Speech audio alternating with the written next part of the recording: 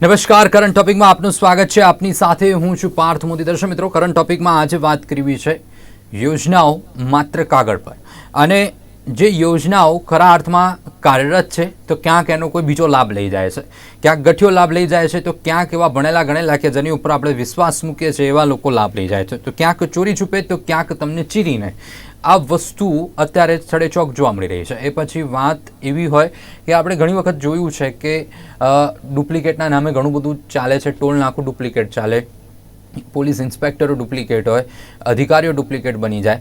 પરંતુ હવે એવી વસ્તુ છે કે આ યોજનાઓ જેના માટે બનાવવામાં આવે છે એની અંદર કેમ કરીને સરકારી લાભ કેવી રીતે ખાંટી લેવો, માત્ર ગરીબ લોકોના આડે કે ગરીબ લોકોના ખભા ઉપર પગ મૂકીને કેવી રીતે સરકારી યોજનાઓના લાભ ખાંટી લેવા આવે, એવા પેંતરાઓ આ તમામ લોકો ક્યાંક ને ક્યાંક કરી રહ્યા છે. ખાસ કરીને આ મુદ્દો એટલા માટે કે સૌ કોઈને ખ્યાલ છે છેલ્લા 3-4 દિવસથી જે ઘટના સામે આવી છે ખ્યાતિ હોસ્પિટલને લઈને, ખ્યાતિ મલ્ટી સ્પેશિયાલિસ્ટ હોસ્પિટલ કે જેને PMJY યોજના અંતર્ગત માત્ર ને માત્ર કૌભાંડ કરવા માટે, પૈસા પડાવવા માટે, સરકારી તિજોરીને ખાલી કરવાના હેતુસર એક કેમ્પ કડીમાં યોજે છે અને એ કડીમાં બસ મોકલે છે. બસથી 19 લોકોને હોસ્પિટલમાં લાવે છે અને એક જ દિવસની અંદર 19ની એન્જિયોગ્રાફી થઈ જાય, 7 લોકોની એન્જિયોપ્લાસ્ટિક થઈ જાય, એમાંથી 2 નિર્દોષ વ્યક્તિઓના ભોગ લેવાઈ જાય. ખેર, આ તો ઘટના સામે આવી એટલે મીડિયા સમક્ષ આવી એટલે તમામ સમાજની વચ્ચે આ ઘટના પહોંચી ગઈ, આખા ગુજરાતની અંદર આ ઘટના પહોંચી ગઈ. પરંતુ આવી કેટલીય ઘટનાઓ રોજ બરોજ અલગ અલગ વિસ્તારો, નાના નાના ખૂણે ખાંચણે થતી હશે જેની આપણને ખબર નથી. ખેર, આ જ મુદ્દે ચર્ચા કરવી છે કે સરકારી યોજનાઓમાં થઈ રહેલા ભ્રષ્ટાચારો ઉપર અંકુશ ક્યારે આવશે? શું એના માટે કોઈ મોનિટરિંગ સિસ્ટમ જરૂરી છે કે પછી હવે માત્ર ને માત્ર સરકારી યોજનાઓ તો બહાર પડી જાય પરંતુ દરેક વ્યક્તિએ નૈતિક મૂલ્યોના આધારે જ હવે આ યોજનાઓ કે એ નૈતિક મૂલ્યો ઉપર જ હવે આ યોજનાઓ આધારિત રહી છે? આની પાછળ, આ ભ્રષ્ટાચારની પાછળ જવાબદાર કોણ? આ એક સૌથી મોટો પ્રશ્ન પણ ઊભો થઈ રહ્યો છે. આ જ મુદ્દે ચર્ચા કરવી છે. ચર્ચામાં આપણી સાથે ઉપસ્થિત છે સંજયભાઈ ઇજાવા, જેઓ RTI એક્ટિવિસ્ટ છે. સંજયભાઈ, આપનું સ્વાગત છે કાર્યક્રમમાં. નમસ્કાર. સાથે ભાવિકભાઈ રાજા આપણી સાથે છે, સામાજિક કાર્યકર્તા. ભાવિકભાઈ, આપનું પણ સ્વાગત છે કાર્યક્રમમાં. સૌથી પહેલા ભાવિકભાઈ આપણાથી શરૂઆત કરીએ. એક સામાજિક કાર્યકર્તા તરીકે આપણ એક સામાજિક વેલફેરની જ્યારે વાત થાય ને એટલે હેતુ એવો ઉમદા હોય કે સામાન્ય લોકોને એવી સગવડો પૂરી પાડે કે જ્યાં કદાચ એ લોકો વંચિત રહેતા હોય, કે એમને એ મુખ્ય ધારામાં લાવવાનો પ્રયત્ન કરવામાં આવે સામાન્ય લોકોને કે જ્યાં પહોંચી શકે. પરંતુ શું લાગી રહ્યું છે આ સરકારી યોજનાઓ અને સરકારી યોજનાઓમાં થતા ભ્રષ્ટાચાર પાછળ જવાબદાર કોણ? આવી ખ્યાતિ હોસ્પિટલો તો ખ્યાતિએ તો મોટો ખેલ કરી નાખ્યો, પરંતુ આવી નાની નાની કેટલીય મલ્ટી સ્પેશિયાલિસ્ટ હોસ્પિટલો હશે, કેટલીય એવી વસ્તુ હશે જેની પાછળ હજુ આપણને ખ્યાલ નથી, પરંતુ સરકારી તિજોરી ઉપર અને લોકો પણ છેતરાય છે. તો આ પરિસ્થિતિ પાછળ જવાબદાર કોણ? મારા મતે તો જવાબદાર આ યોજના બનાવનાર સરકાર પોતે છે. કારણ કે જેમ ખ્યાતિ હોસ્પિટલના કેસમાં જયારે ચર્ચા થઈ ત્યારે મેં સ્પષ્ટ કીધું હતું કે માત્ર આ સ્કીમ પાછળ, સ્કીમની અંદર ભ્રષ્ટાચાર થયો છે એટલું જ નહીં, પણ આ સ્કીમ પોતે એક ભ્રષ્ટાચાર છે. એટલે તમે સરકારી દવાખાનાની ક્વોલિટી સુધારવાના બદલે, એમાં સુવિધાઓ વધારવાના બદલે, અથવા તો એમાં વ્યવસ્થિત નિષ્ણાત ડોક્ટરોને એપોઇન્ટમેન્ટ કરવા પાછળ પૈસા વાપરવાના બદલે તમે એ પૈસા પ્રાઇવેટ મેનેજમેન્ટ વાળા કમાય એના માટે તમે યોજના કરો છો. તો આમાં તકલીફ શું થાય છે કે જ્યારે સરકાર અને તંત્ર એ જ્યારે માત્ર પૈસાદારો માટે અથવા તો આ જે ખાનગી માલિકો માટે જે કામ કરવા માટે જે પ્રયત્ન કરે છે, તો સ્વાભાવિક છે કે જે ગરીબ લોકો છે એની જો પહોંચ હોય તો એ કરી શકે. આજે માત્ર આ યોજનામાં જ પ્રોબ્લેમ થયો છે એવું નથી. તમે જુઓ, થોડા વર્ષો પહેલા મનરેગામાં પણ એ સવાલ આવ્યો હતો કે પૈસાદાર લાખોપતિ લોકો એમાં મનરેગામાં એ લોકો રજીસ્ટર થયા છે. BPL કાર્ડમાં તો બધા ખુલ્લેઆમ કહે છે કે જે લોકો બિલો પોવર્ટી લાઈન નથી એ લોકોને પણ BPL કાર્ડ એ મળે છે. અને હવે તો ઓનલાઈન થઈ ગયું છે. એ પછી ભ્રષ્ટાચાર ઘટવો જોઈએ, એના બદલે ઉલટાનો વધી રહ્યો છે. એટલે હું માનું છું કે આ યોજના જે બનાવે છે સરકાર, એ પૂરેપૂરા મન લગાવીને અને દિમાગ લગાવીને નથી એ કરતા, અને એના કારણે આ ભ્રષ્ટાચાર વધી રહ્યો છે. બિલકુલ સંજયભાઈ, જે રીતે ક્યાંક કહેવું છે ભાવિકભાઈનું કે દિમાગ લગાવીને કોઈ યોજના નથી બનતી. યોજના બનવા પાછળનો ઉદ્દેશ્ય એ હોય કે લોકોને એક સુખાકારી મળે. સામાન્ય લોકો કે જે જગ્યાએ નથી પહોંચી શકતા, કે એમને જે ટ્રીટમેન્ટ પૈસાના અભાવે કે આર્થિક સંક્રમણના કારણે ટ્રીટમેન્ટ નથી મળતી, એ ટ્રીટમેન્ટ મળી શકે, આ યોજના પાછળનો ઉદ્દેશ્ય હોય છે. પરંતુ માત્ર આ આયુષ્યમાન કાર્ડની વાત નથી, મા કાર્ડની અંદર પણ એ ગોબાચારી થઈ રહી છે, એ ભ્રષ્ટાચાર થઈ રહ્યો છે. નલ સે જલ યોજનાની અંદર ભ્રષ્ટાચાર છે. એ પછી તમે વાત કરો સરસ્વતી સાધના યોજનાને લઈને પણ ક્યાંક ને ક્યાંક નાનો મોટો ભ્રષ્ટાચાર ચાલી રહ્યો છે. કહેવાય તો એવું પણ સામે આવે કે જ્યારે અમુક જે સર્વે કરવાના આવે, સર્વેની અંદર પણ ભ્રષ્ટાચારો થતા હોય છે. અને આપ પોતે આરટીઆઈ એક્ટિવિસ્ટ છો સંજયભાઈ, કેવી રીતેની પરિસ્થિતિ સામે આવતી હોય છે? કેવી રીતે લોકો ભ્રષ્ટાચારની એક આખી મોડસ ઓપરેન્ડી કેવી રીતે ચલાવતા હોય છે? મિત્રો, આ વાત એવી છે, જ્યારે પણ કોઈ સ્કીમ સરકાર દ્વારા જાહેર કરવામાં આવે તો એની અંદર સરકારના મળતિયાઓને, સરકારના પદાધિકારીઓને, સરકારી અધિકારીઓને કઈ રીતે કેટલા રૂપિયા આની અંદરથી મળી શકે એમ છે, એ બધું પહેલેથી ફિક્સ થઈ જતું હોય છે.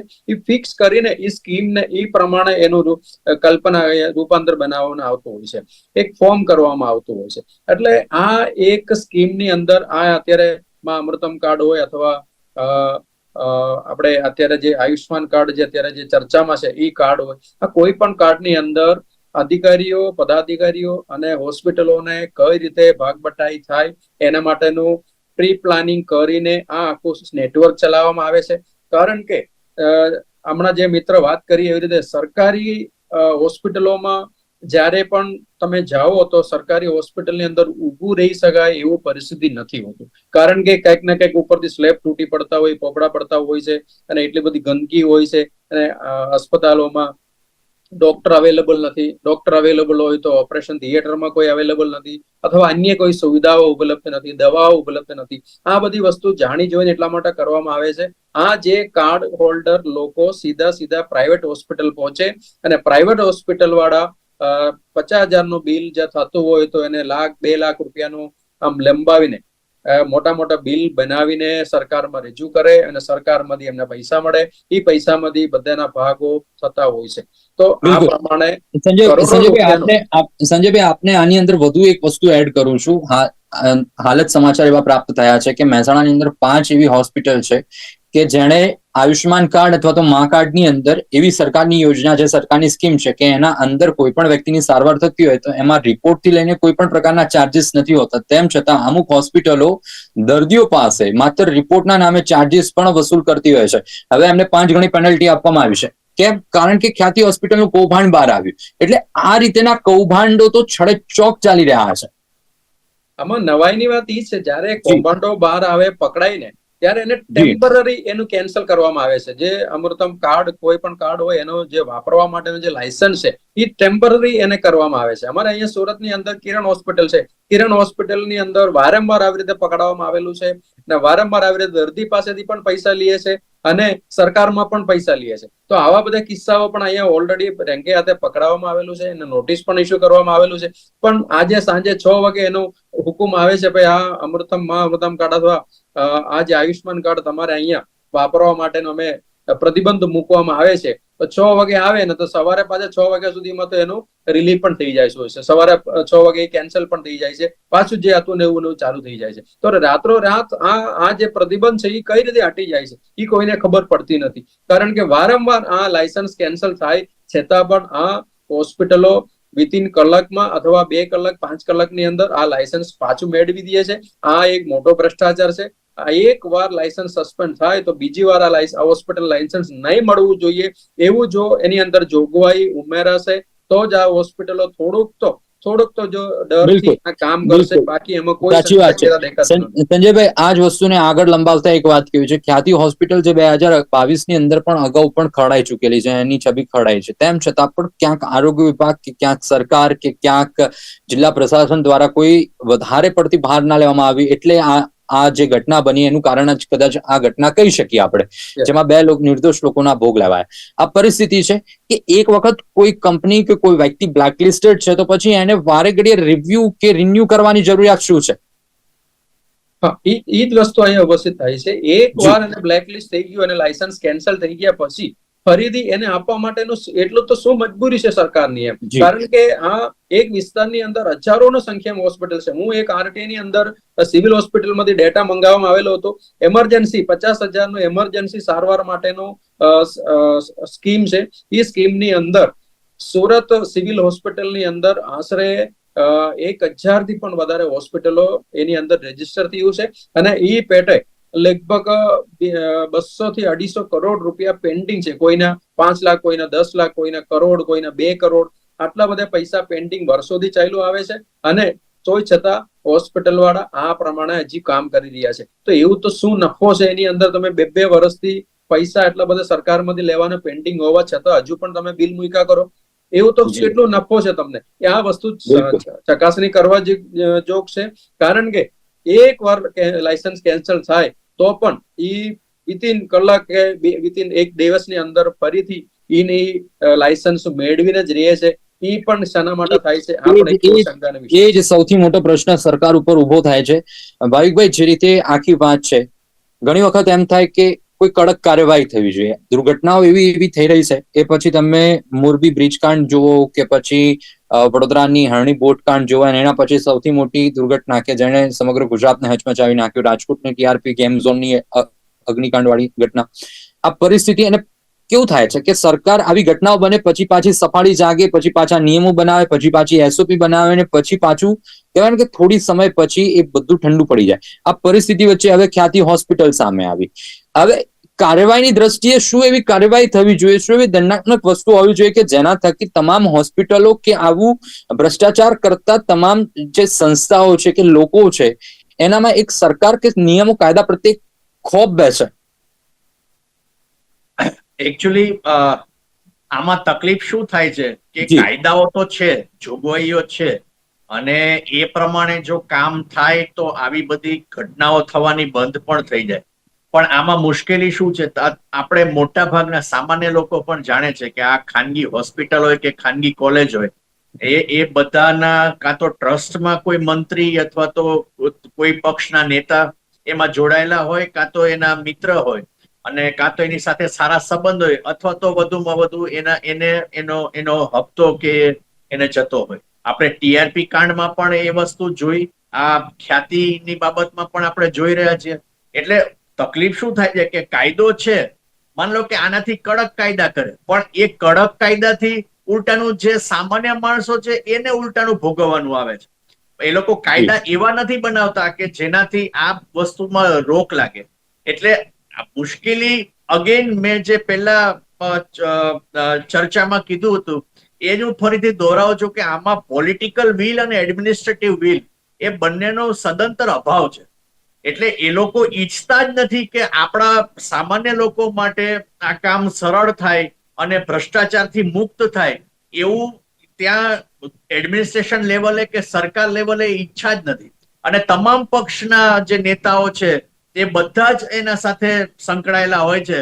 એટલે તમે જુઓ કે ના એટલો પ્રબળ વિરોધ પણ થતો હોય છે કે ના એ ભ્રષ્ટાચારને ખતમ કરવા માટે કોઈ પણ માન લો કે સરકાર બદલાય તો પણ એમાં કોઈ ફેરફાર થતો હોય એવું આપણે જોતા નથી. બિલકુલ સાચી વાત છે. કારણ કે જે રીતે આટલી બધી ઘટનાઓ બની, એક વિપક્ષ તરીકે કોંગ્રેસની એક ફરજ બને, સંજયભાઈ, ભાવિકભાઈ, કે ક્યાંક મોટો વિરોધ થાય, પરંતુ એ વિરોધ આપણને દ્રષ્ટિએ જમીની સ્થળ ઉપર નથી દેખવા મળતો. વસ્તુ એ જ થઈ રહી છે, સરકારની અંદર રહેલા મંત્રીઓ હોય કે પછી સરકારના માણસો હોય કે પછી વિપક્ષના માણસો હોય, આમાં પીસાય તો માત્ર ને માત્ર એક જ વ્યક્તિ છે, સામાન્ય પ્રજા.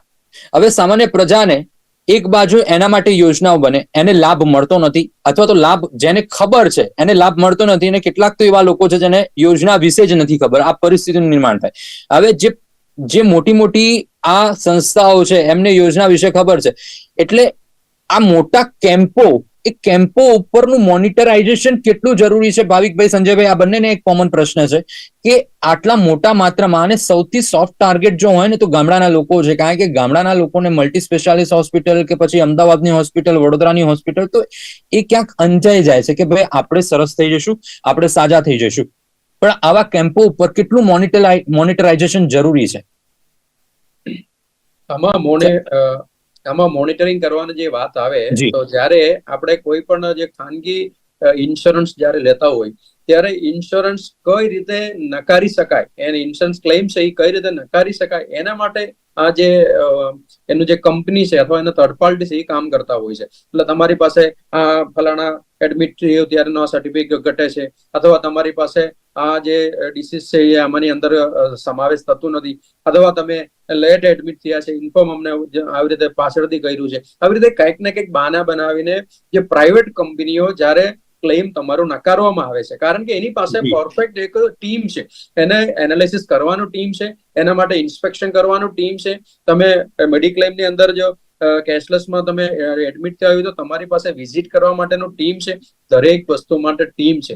એટલા માટે ઓછામાં ઓછું પૈસા એ મેડિક્લેમ દ્વારા જાય, લોકો પાસે જાય અથવા હોસ્પિટલને ચૂકવવું પડે, એના માટે એ કંપની કામ કરે છે. પણ અહીંયા ઉલટું છે આખું સિસ્ટમ. તો અહીંયા તમારી પાસે ઇન્સ્પેક્શન કરવા માટે કોઈ વ્યક્તિ નથી, તમે પૂરું આખું જે ભરોસો છે તમે હોસ્પિટલ ઉપર છોડી દો છો. કારણ કે હમણાં જે કઈ વિડીયો વાયરલ થાય છે આ હોસ્પિટલનો, એની અંદર બતાવવામાં આવે છે તમારે આઈસીયુમાં જ દાખલ થવું પડે, આઈસીયુમાં દાખલ થાય તો તમારે મોંઘી મોંઘી દવાઓ વાપરાશે, અને તમે શેના માટે આટલી બધી ઉતાવળ કરો છો, હજુ 4-5 દિવસ તમે રોકાઈ જાઓ. તો આ પ્રમાણે જ્યારે સેટિંગ હોસ્પિટલ વાળાને ખબર હોય ભાઈ મારે આ સેટિંગ કરવાથી મને વધારે પૈસાનું બિલ બને છે અને વધારે પૈસા મને રિએમ્બર્સમેન્ટમાં મળે છે, એવું હોસ્પિટલને ખબર છે.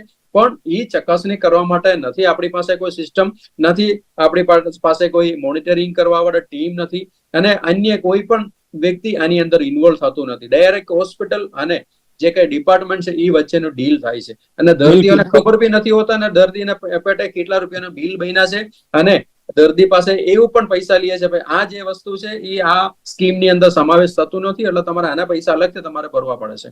તો આવી રીતે પણ લૂંટાતું હોય છે. જ્યારે આ સિસ્ટમને મોનિટરિંગ કરવાનું સખત જરૂરી છે. થર્ડ પાર્ટીનું નિમણૂક આની અંદર થવું જોઈએ, અને સાથે સાથે વિજિલન્સની જે ટીમ છે જે અત્યારે નિષ્ક્રિય છે ગુજરાતની અંદર, એ વિજિલન્સની જે ટીમ છે એ ટીમ પણ આવા જગ્યા ઉપર સરપ્રાઈઝ વિઝિટિંગ કરીને સરપ્રાઈઝ વિઝિટની સાથે સાથે જરૂરી છે. સંજયભાઈ, ક્યાંક કદાચ જો આયુષ્માન કાર્ડ કે મા કાર્ડ ની અંદર કોઈ ઇન્કવાયરી જાય છે કે કોઈ ઇમરજન્સી કેસ જાય છે, તો એના પછી ચલો એ જાય છે, એના પછી વિધિન 24 અવર્સની અંદર એક ટીમ જવી જોઈએ કે એ ચેક કરે કે ભાઈ ઓરિજિનલમાં આ વસ્તુ થઈ છે કે નથી થઈ. જો આવું દરેક જગ્યાએ થશે, દરેક જિલ્લાઓમાં, તો ક્યાંક ને ક્યાંક અટકશે. આ બધી જે ચીરવાની પદ્ધતિ છે ને અટકશે. ભાવિકભાઈ, આપને પણ કોમન પ્રશ્ન છે, એક મોનિટરિંગ સિસ્ટમ કેટલી જરૂરી છે દરેક યોજનાઓ અંતર્ગત? જો વાત કરીએ એ પછી મા કાર્ડ થી લઈને આયુષ્માન કાર્ડ હોય, નલ સે જલ યોજના હોય, કે પછી ખેડૂતોના સર્વેની વાત હોય, આ તમામ યોજનાઓમાં એક મોનિટરિંગ સિસ્ટમ કેટલી મહત્વની છે કે જે એક પારદર્શક લાવે આ યોજનાઓની અંદર? એકચ્યુઅલી મોનિટરિંગ આ બાબતમાં કરવું થોડુંક અઘરું છે, કારણ કે આમાં સામાન્ય ડોક્ટરો પણ ઘણી વખત કેમ્પ કરતા હોય છે, ખાનગી હોસ્પિટલ વાળા પણ કરતા હોય છે, અને ઘણી વખત ફાર્માસ્યુટિકલ કંપની વાળા પણ કરતા હોય છે. પણ મોટા ભાગે જે સામાન્ય ડોક્ટરો જે કરતા હોય છે એમાં આવી શક્યતાઓ ઓછી હોય છે. પણ જયારે ખાનગી હોસ્પિટલ કે ફાર્માસ્યુટિકલ કંપની વાળા જયારે કરતા હોય છે ત્યારે એની પાછળ એ લોકોને કોઈક રીતના નફો કમાવા માટેનો ઉદ્દેશ મનમાં હોય છે, અને એમાં ઘણા લોકો કદાચ એકદમ અનૈતિક કહી શકાય એવા રસ્તા ના પણ અપનાવતા હોય, પણ મોટા ભાગે એમાં અનૈતિક રસ્તા અપનાવતા હોય છે. આપણે જોયું થોડા વખત પહેલા ફાર્માસ્યુટિકલ કંપનીનું એ પણ આવ્યું હતું કે જે હ્યુમન ટેસ્ટિંગ જે કરે એમાં કોઈ પણ જાતનું કન્સેન્ટ લીધા વગર એને હ્યુમન ટેસ્ટિંગ એ કરી નાખ્યું હતું. એટલે આ જે પરિસ્થિતિ છે એમાં મૂળ એકચ્યુઅલી ખરેખર તો એડમિનિસ્ટ્રેશનમાં એ લોકોને ખ્યાલ છે કે મોનિટરિંગ કરવું હોય તો કયા રસ્તા છે, અને સામાન્ય લોકોને પણ એ કરી શકે કે જે સિટીઝન્સ જે છે એ લોકોની એક મોનિટરિંગ કમિટી બનાવે. માન લો કે સરકાર અને તંત્ર બધી જગ્યાએ ના જઈ શકે, તો જ્યાં પણ માન લો કે એ આ કેમ્પ આવા કરતા હોય ત્યાંના સ્થાનિક જે વડીલો હોય એની એક કમિટી બનાવીને એ લોકો મોનિટરિંગ કરે કે એનું બરાબર રીતના થઈ રહ્યું છે કે નહીં, અને સાથે તંત્રમાંથી કોઈ ઓફિસર પણ એ રીતના ડેપ્યુટ થાય, તો એવા ઘણા રસ્તા નીકળી શકે. પણ અગેન જે મેં અગાઉ કીધું એ વાત છે કે એડમિનિસ્ટ્રેટિવ વિલ અને પોલિટિકલ વિલ એ બંનેનો સદંતર અભાવ છે. જો એ અભાવ દૂર થાય તો રસ્તા બધા જ નીકળી શકે. ડેફિનેટલી રસ્તા બધા જ નીકળી શકે દર્શક મિત્રો, અને ખૂબ જરૂરી છે જે રીતે ભાવિકભાઈએ વાતચીત કરી કે પોલિટિકલ વિલ કહેવાય ને કે અંદરથી એક વિલ હોય કે ભાઈ પ્રજાને સારું મળે, સાચું મળે એવી એક ભાવના હોય ને ત્યારે જ આ વસ્તુ શક્ય બને છે. એડમિનિસ્ટ્રેશન વિલ કે એડમિનિસ્ટ્રેશન પર પોતે એટલું જ ધ્યાન રાખે કે પ્રજાની અંદર ખોટી રીતે એ વ્યક્તિ ખોટી રીતે ફસાય નહીં, ખોટું એને નુકસાન ના થાય. આ ભાવના ક્યાંક હવે મરી પડવાની છે. સંજયભાઈ, જે રીતેની પરિસ્થિતિઓ અત્યારે થઈ રહી છે એ પછી દૂર અંતરિયાળ ગામડાઓની જો વાત કરીએ, ગામડાઓની તો પરિસ્થિતિ એટલી ખરાબ છે કે નલ સે જલ યોજનાની વાત કરીએ કે પછી અમુક જે મેડિકલ યોજનાઓની વાત કરીએ એ તો પહોંચતી જ નથી. અને જો પહોંચે તો આવી રીતે આ કહેવાય ને આ ચીરવા વાળા લોકો પહોંચી જાય, અને એ લોકોને તો ઘણી વખત ખબર પણ નથી હોતી કે આ શું થઈ રહ્યું છે. આ પરિસ્થિતિ વચ્ચે એ લોકો સુધી યોગ્ય માહિતી પહોંચે એના માટે સરકાર કોઈ પગલા લેતી હશે કે નહીં લેતી હોય એ ખબર નથી, પરંતુ પહોંચી નથી રહ્યું કોઈ સંજોગોની અંદર યોજનાઓનો લાભ. આની અંદર યોજનાઓનો લાભ લાભાર્થીઓને આપવાનો હોતો નથી. આ જે યોજનાઓનો લાભ મેં આગળ જેમ સમજાવ્યું એવી રીતે અધિકારી અને પદાધિકારીઓને લેવાનું હોય છે. એટલે આ યોજનાઓ શું છે, કઈ રીતે એને મેળવી શકાય અને અંદર કયા કયા ડોક્યુમેન્ટની જરૂરિયાત છે, આ બધું જાહેર કરવું એ લોકો માટે મુશ્કેલ છે. કારણ કે આ બધી વસ્તુ જાહેર થઈ જાય તો લોકો સવાલ કરશે કે આ મારે યોજના છે તો આની અંદર મને આટલા જ ડોક્યુમેન્ટની મારે જરૂર છે, તો આ ડોક્યુમેન્ટ પ્રમાણે હું આની અંદર ફિટ થાઉં છું તો મને આ યોજનાનો લાભ કેમ નથી મળતો, એવો સવાલ ઉભો કરશે. તો આ સવાલ ઉભો ના થાય એટલા માટેનું પ્રી પ્લાનિંગ થી જ આ બધું સેટલમેન્ટ કરવામાં આવે છે. હા, ફક્ત ને ફક્ત પેપરમાં અને અન્ય જગ્યા પર હોર્ડિંગ લગાવવામાં આવશે કે આ ફલાણા યોજનાની અંદર આટલા કરોડો લોકોને આટલા રૂપિયાનું અમે સહાય આપ્યું છે. પણ હવે એની અંદરથી કોણ સહાય લે છે એ તો કોઈને ખબર નથી હોતું. કારણ કે એક સીએજી ઓડિટની અંદર પણ આપણે આગળ જોઈ લીધું છે, 7.5 લોકો થી કરતા પણ વધારે લોકોને 7.5 થી પણ લાખ લોકો કરતા પણ વધારે ઓલરેડી એક જ નંબર ઉપરથી આ આયુષ્માન કાર્ડ નું ઓપરેટિંગ થઈ ચુક્યા છે. તો આ કોઈ પણ કાર્ડ જયારે બનાવતો હોય ત્યારે મોબાઈલ નંબર ફરજિયાત હોય છે, ઓટીપી લેવાનો ફરજિયાત હોય છે. તો જયારે તમે ટ્રીટમેન્ટ લેવા જાઓ ત્યારે મોબાઈલ નંબર કઈ રીતે ગાયબ થઈ જાય? સંજયભાઈ, લાગી રહ્યું છે કે ગુજરાતની અંદર મેડિકલ માફિયા એ પછી મોટી મોટી મલ્ટી સ્પેશિયાલિસ્ટની વાત હોય કે પછી ફાર્મા ઇન્ડસ્ટ્રી પણ હવે તો આની અંદર જોડાઈ ગઈ છે. કારણ કે તમે કોઈ પણ ડોક્ટરની પાસે જાઓ ને તો પર્ટિક્યુલર કંપનીની દવા સિવાય તમે બીજી દવા વાપરી ના શકો. ભલે ડ્રગનું કન્ટેન્ટ સેમ હોય કે ભલે દવાનું કામકાજ સેમ હોય, પરંતુ ડોક્ટર એ જ પ્રિફર કરે કે જેને એને કમિશન જ્યાંથી મળતું હોય. તો આ મેડિકલ માફિયાનો અંત શું આવશે? છેલ્લો એ જ પ્રશ્ન છે. મેડિકલ માફિયાનો અંત લાવવું હોય તો આની અંદર અત્યારે આમાં લોકોને જાગૃત થવું પડે અને કોર્ટને આની કોઈ પણ વસ્તુ જ્યારે આ પ્રમાણેની ઘટના બહાર આવે કોર્ટને ઇન્ટરફિયર કરવું પડશે એની અંદર. ત્યારે જઈને એની અંદર કોઈક ને કોઈ રસ્તા નીકળશે. અને સરકારને એવું ઈચ્છા તમે રાખતા જ નહીં, જનતા આવી કોઈ પણ રીતે વિચારતા નહીં. સરકાર આની અંદર સકારાત્મક કોઈ કામ કરશે, કોઈ એક્શન લેશે અને કોઈની અંદર કોઈને સજા થશે, કશું થવાનું નથી. જ્યારે કોર્ટ એક્શનમાં આવે ત્યારે આ દેશની અંદર કઈ થતું હોય. ભાવિકભાઈ, શું હવે સામાન્ય લોકોએ આપ બળે જ લડવા આ તમામ માફિયાઓ સામે લડવું પડશે? હવે શું એ વાત નક્કી થઈ ગઈ છે કે હવે સામાન્ય લોકોએ? ભાવિકભાઈ, છેલ્લો પ્રશ્ન છે. ચોક્કસ. એકચ્યુઅલી તમે લડત નાખો તો પણ બધા લોકોએ આજે ભેગા તો થવું જ પડશે અને બધા લોકોએ એ સમજવું પડશે કે કઈ રીતના આ ભ્રષ્ટાચાર ચાલી રહ્યો છે. અને એ પણ આગ્રહ રાખવો પડશે કે જો જે સરકારી હોસ્પિટલમાં કામ કરતા ડોક્ટરો હોય એ ખાનગી હોસ્પિટલમાં કામ ના કરી શકે, જો શિક્ષક ભણાવતા હોય સરકારી સ્કૂલમાં તો એ પ્રાઇવેટ ટ્યુશન ના લઈ શકે, તો પછી મંત્રીઓ હોય, જે એમએલએ હોય કે કોર્પોરેટર હોય કે જે બધા નેતાઓ હોય, એ લોકો શું કામ આ બધા પ્રાઇવેટ એના સાથે જોડાયેલા રહે? તો એ સવાલ આજે લોકોએ બધા ભેગા થઈને ઉઠાવવાની જરૂર છે. ડેફિનેટલી ખૂબ ખૂબ ખૂબ સરસ મજાની ચર્ચા થઈ. અને આ ચર્ચાની અંદર દર્શક મિત્રો નિષ્કર્ષ એ નીકળે છે કે જ્યાં સુધી પોલિટિકલ વિલ અને એડમિનિસ્ટ્રેશન વિલ નહીં આવે ત્યાં સુધી આવી બધી યોજનાઓ તો બનતી રહેશે, પરંતુ યોજનાઓનો જે લાભ સામાન્ય વ્યક્તિઓ સુધી પહોંચવાનો હશે એ નહીં પહોંચે. એ વચેટિયાઓ કે આ ગઠિયાઓ કે ચીરનારા લોકો જ લઈ લેશે.